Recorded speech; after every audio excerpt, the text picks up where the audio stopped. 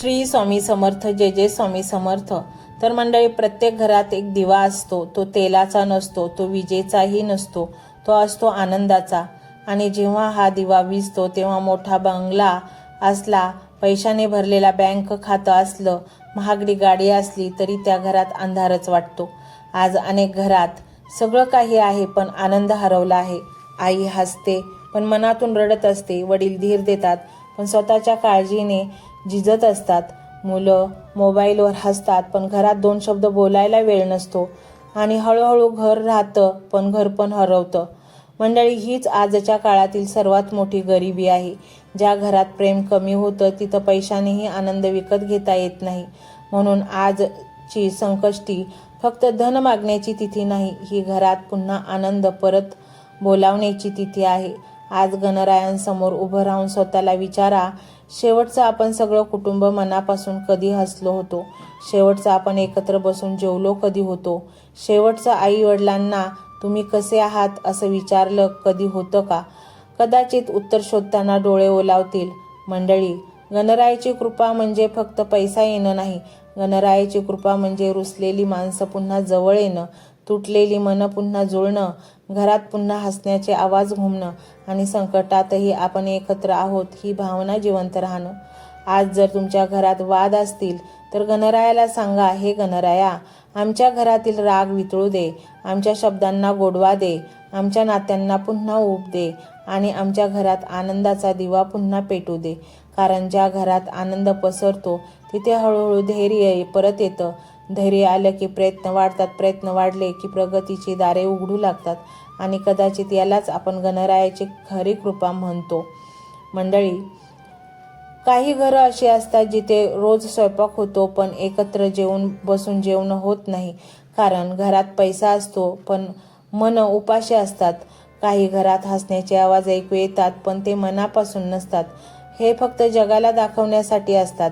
खरं सांगायचं तर आजचा सर्वात मोठी गरिबी पैशाची नाही, ती मनाच्या रिकामेपणाची आहे. कधी विचार करून पाहिलं आहे का, आपण घरासाठी खूप काही आणतो, फ्रीज, टीव्ही, मोबाईल, नवीन फर्निचर, पण घरात शांतता आणण्यासाठी आपण काय करतो? मंडळी, गणरायाला मोदक प्रिय आहेत असं आपण म्हणतो, पण गणरायाला सर्वात प्रिय काय असेल माहीत आहे? ज्या घरात आई वडिलांचा सन्मान होतो, ज्या घरात लेकरांवर प्रेम होतं, ज्या घरात कटू शब्दांऐवजी प्रेमाचे शब्द बोलले जातात, ते घर. आज कितीतरी मुलं आई वडिलांच्या सोबत राहतात पण त्यांच्याशी बोलत नाहीत.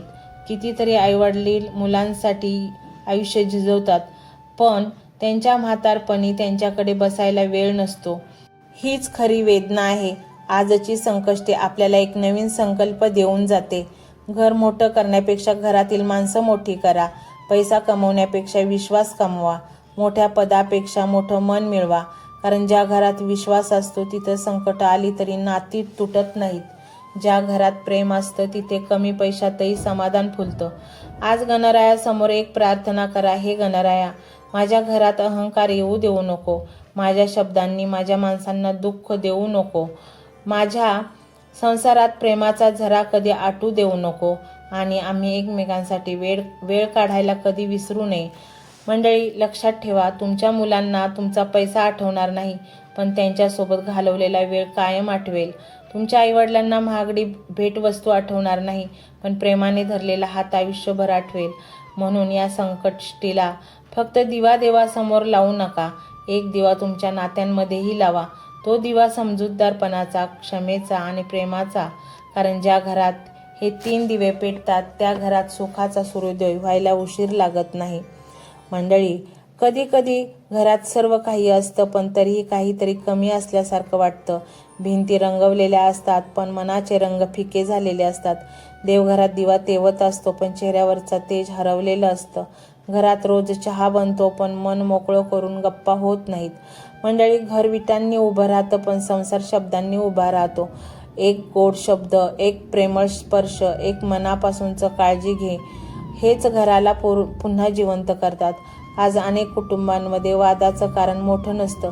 कारण असतो अहंकार. मी का बोलू, मीच का माफी मागू, पहिल्यांदा तोच येऊ दे. या 4 वाक्यांनी अनेक घरातील आनंदाची दारं बंद झालेली आहेत. मंडळी, गणराया आपल्याला नम्रतेची शिकवण देतो. मोठेपणा पैशात नसतो, मोठेपणा माफ करण्यात असतो, मोठेपणा जिंकण्यात नसतो, नातं वाचवण्यात असतो. आज जर तुमच्या घरात कोणाशी अबोला असेल तर संकष्टीला पहिलं पाऊल तुम्ही टाका, कारण नातं जपणारा कधीच लहान होत नाही, तो मनाने मोठा होतो. आज गणरायाला मनापासून सांगा, हे गणराया, माझ्या घरात रुसवे असतील तर हसवण्यात बदल कर. माझ्या घरात कटुता असेल तर ते प्रेमात बदल. माझ्या मनात संशय दूर कर माझ्या मनातला, आणि आमच्या घराला पुन्हा एक कुटुंब बनव. मंडळी, लक्षात ठेवा, घरात रोज आरती झाली पण मनात राग साचला तर त्या आरतीचा प्रकाश कमी पडतो. पण जर घरात प्रेम असेल तर एकमेकांसाठी त्याग असेल, वडीलधाऱ्यांचा आशीर्वाद असेल तर तेच घर मंदिर बनतं. आणि अशा घरात मुलं संस्कार शिकतात. वृद्धांना आधार मिळतो, आईला समाधान मिळतं, वडिलांना कष्टाचं चीज झाल्यासारखं वाटतं. आजची संकष्टी फक्त उपवासाचा दिवस म्हणून जाऊ देऊ नका. आज एक संकल्प करा, रागापेक्षा नातं मोठं ठेवू, अहंकारापेक्षा प्रेम मोठं ठेवू, आणि पैशापेक्षा माणसं मोठी ठेवू. कारण ही 3 गोष्टी ज्या घरात जपल्या जातात तिथे आनंदाला परत यायला फार वेळ लागत नाही. आणि कदाचित याच क्षणापासून गणरायाची कृपा त्या घरावर शांतपणे बरसू लागते. मंडळी, जेव्हा संध्याकाळ होते तेव्हा प्रत्येक पक्षी आपल्या घरट्याकडे परततो. का? कारण माहीत असतं त्याला की जग कितीही मोठं असलं तरी खरी शांतता आपल्या घरातच असते. माणसाचंही तसंच आहे. दिवसभर आपण पैशासाठी धावतो, यशासाठी धावतो, नावासाठी धावतो, पण दिवसाच्या शेवटी आपल्याला फक्त एकच गोष्ट हवी असते, घरात प्रवेश करताच मनाला मिळणारी शांतता. जर दार उघडताच हसरा चेहरा दिसला, आईचा आशीर्वाद मिळाला, वडिलांचा विश्वास मिळाला, मुलांचं निरागस हास्य ऐकू आलं, तर समजा गणरायाची कृपा आधीच तुमच्या घरात आहे. मंडळी, खरी समृद्धी तिजोरीत मोजली जात नाही, ती घरातील हसण्यात मोजली जाते. खरं वैभव सोन्यात नसतं, ते एकमेकांच्या विश्वासात असतं. खरं धन नोटांच्या गठ्ठ्यात नसतं, ते आपल्या माणसांच्या प्रेमात असतं. आजची संकष्टी आपल्याला हीच आठवण करून देते. घरातला आनंद टिकवणं हेच सर्वात मोठं व्रत आहे. आज एक छोटा निर्णय घ्या. आईला वेळ द्या, वडिलांशी मनापासून बोला, मुलांचं बोलणं शांतपणे ऐका, जोडीदाराला धन्यवाद म्हणा, आणि ज्यांच्याशी गैरसमज झाला आहे त्यांच्याकडे पहिलं पाऊल टाका. कारण जी नाती आपण जपतो तीच उद्या संकटाच्या वेळी आपल्याला जपतात. या पवित्र संकष्टीला गणरायाच्या चरणी हात जोडून अशी प्रार्थना करूया, हे गणराया, आमच्या घरात अन्नाची कधी कमी पडू देऊ नको. आमच्या घरात आजार आला तर त्याला समोर जाण्याचे धैर्य दे. आमच्या मुलांना उत्तम शिक्षण, चांगले संस्कार आणि योग्य मित्र लाभू दे. आमच्या आईवडिलांना निरोगी आयुष्य आणि समाधान लाभू दे. आमच्या कष्टांना योग्य फळ मिळू दे. आमच्या घरात पैशाबरोबर प्रेमही वाढू दे. आमच्या बोलण्यात गोडवा, मनात क्षमा आणि नात्यात विश्वास कायम राहू दे. ज्या घरात अश्रू आहेत तिथे हसू फुलू दे. ज्या घरात चिंता आहे तिथे आशेचा दिवा पेटू दे. आणि ज्या घरात अंधार आहे तिथे तुझ्या कृपेचा प्रकाश कायम राहू दे. सुखी घर ते नसतं जिथं संकट कधीच येत नाही. सुखी घर ते असतं जिथं संकट आली तरी सगळे एकमेकांचा हात सोडत नाहीत. हीच गणरायाची खरी कृपा आहे. हीच संकष्टीची खरी शिकवण आहे. आणि हीच आपल्या जीवनाची सर्वात मोठी कमाई आहे. मंत्र मोबाईलवर लावायचा आहे. डोळे घट्ट मिटून घ्यायचे आहेत. डोळ्यांसमोर स्वामींची मूर्ती आणायची आहे आणि स्वामींना प्रार्थना करायची आहे. हे स्वामी महाराजा, माझे हे संकट दूर कर, माझी ही इच्छा पूर्ण कर, माझे कुटुंब सुखासमाधानाने राहू देत. मंडळी, स्वामी हे भक्तवत्सल आहेत. ते भक्तांवर खूप प्रेम करतात. त्यांनी आपल्या भक्तांना बाळ मानलेले आहे आणि आई बाळाची इच्छा तर पूर्ण करणारच. त्यामुळे स्वामी तुम्हाला नक्कीच मदत करतील. मंडळी, एवढं सगळं करायला अर्धा मिनिट खूप झाला आणि एवढा वेळ तर तुमच्याकडे असेलच. बाकीचा सर्व व्हिडिओ तुम्ही मोबाईलवर सोडून द्या. तो त्याची पॉझिटिव्हिटी पसरवत राहील. तुम्ही दैनंदिनी कामं करता करता त्या मंत्राचे श्रवण करा आणि मनातल्या मनात जप देखील करा. फायदा नक्कीच होईल. ही डिजिटल सेवा आहे. आज या व्हिडिओच्या माध्यमातून स्वामींचे विचार तुमच्यापर्यंत पोहोचले आहेत. जर तुम्हाला मनापासून वाटत असेल की या विचारांनी तुमच्या मनाला उभारी दिली आहे, तुम्हाला जगण्याचे बळ दिले आहे, तर तुम्ही सुद्धा या ज्ञान यज्ञात आपली समिधा अर्पण करू शकता.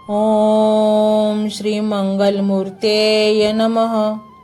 ओम श्री मंगलमूर्तेय नमः. ओम श्री मंगलमूर्तेय नमः. ओम श्री मंगलमूर्तेय नमः. ओम श्री मंगलमूर्तेय नमः. ओम श्री मंगलमूर्तेय नमः. ओम श्री मंगलमूर्ते